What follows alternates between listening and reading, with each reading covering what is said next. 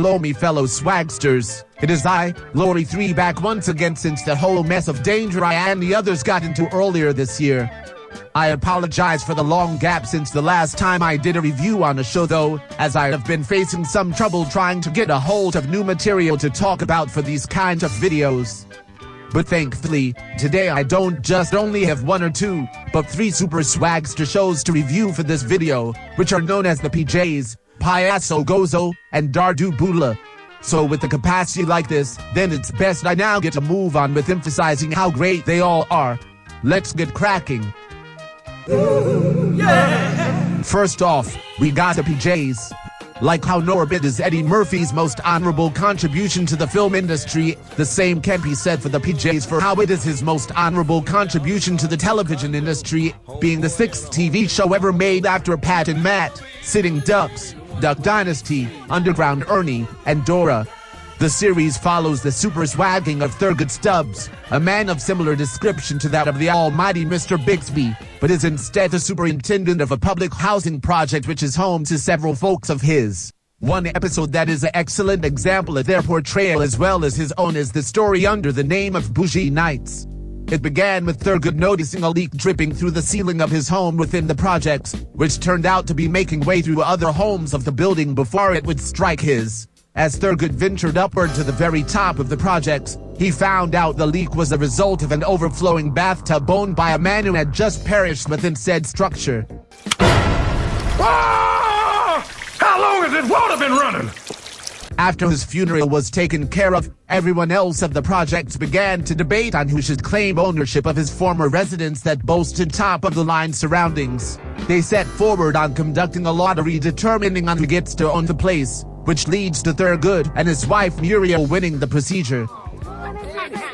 At first everyone he knows are welcome to the residence they now have under their ownership, but progressively, Thurgood becomes too conceited of his new position at the projects, which gradually affects every relationship he has to the point where even Muriel moves back to their old home, leaving him all alone at the place he thought was peak.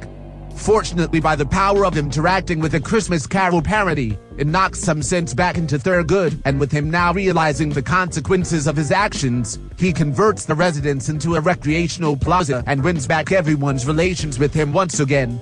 Just goes to show that even if Thurgood doesn't always carry out his proceedings the way they should be done, in the end, he always comes back right to the top as a super swagster who demonstrates the necessary reparations when the situation demands it.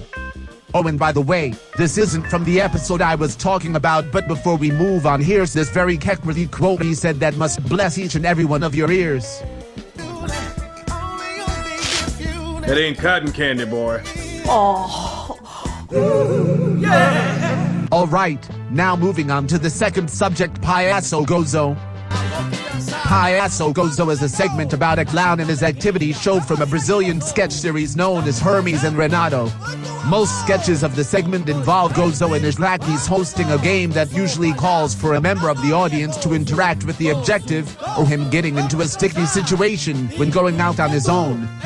I really gotta say, the games they play during the show are filled to the brim with keck meme swag that it makes me wish I could be a contestant or friend of Gozo.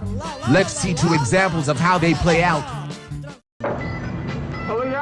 I love drinking Elmer's Bluetooth. Oh no, how is he gonna get out of this one?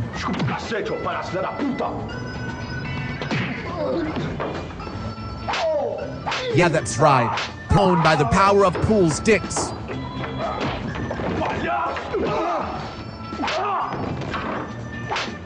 So much win, so much win.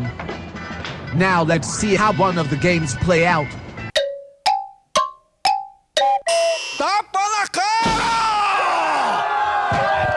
Lolly got bitch slapped silly style.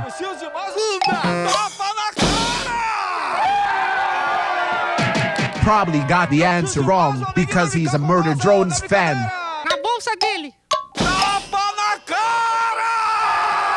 Feel the poundage.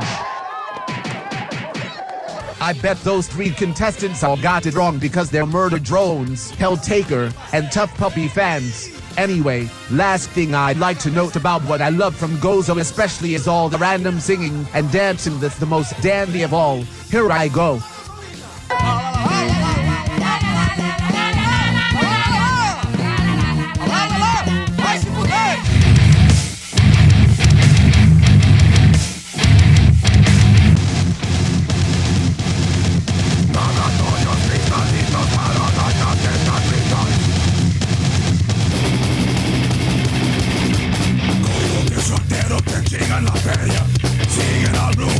pessoal! Ei, pessoal! Pega o meu milão que eu te levo a Portugal! É isso aí! So much silliness.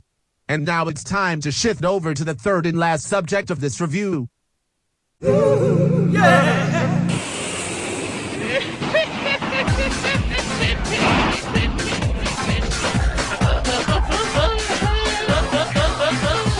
Coming from the wacky folks of Georgia, Dardubala is a CGI political satire show that often centers on a former president of the country named Mikhail Saakashvili and everyone else who was associated with him at the time of 2006. Not only is the theme song catchy as heck, but if you loved all the high-wire dankness of So Sorry Polly Tune, then I think you're gonna love Dardubala just as much. One episode that I think really fits the bill is one where Mikhail establishes an amusement park for all the citizens of his country to enjoy. At first, the place is booming in popularity with positive word from the press over its opening, but as soon as Mikhail admits something to the children playing around that he probably should have never acknowledged to begin with, the feedback towards the amusement park all soon changes as the children then begin to turn against him by singing the theme song of the show as a way of mockery. And holy damn it, Christmas. If you thought the funniness of the singing and dancing from Gozo was supreme kino, then wait until you watch and listen to this scene.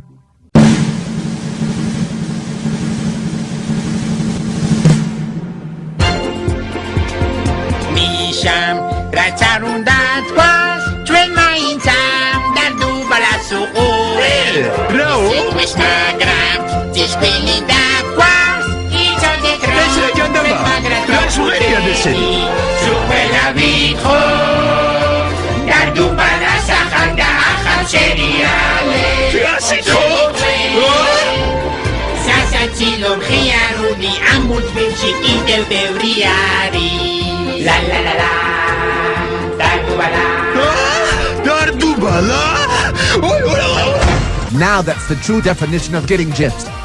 Okay, since that we've come to near the end of the review, I give the PJs a 50 out of 10, Paso Gozo a 77 out of 10, and Dardubala a 3000 out of 10. Highly recommend checking out one or all three of them if you got the time.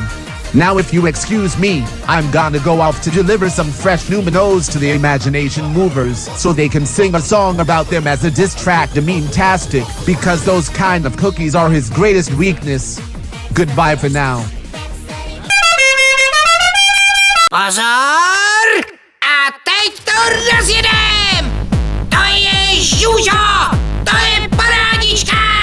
Prostě úžasný! To je mejdan, co?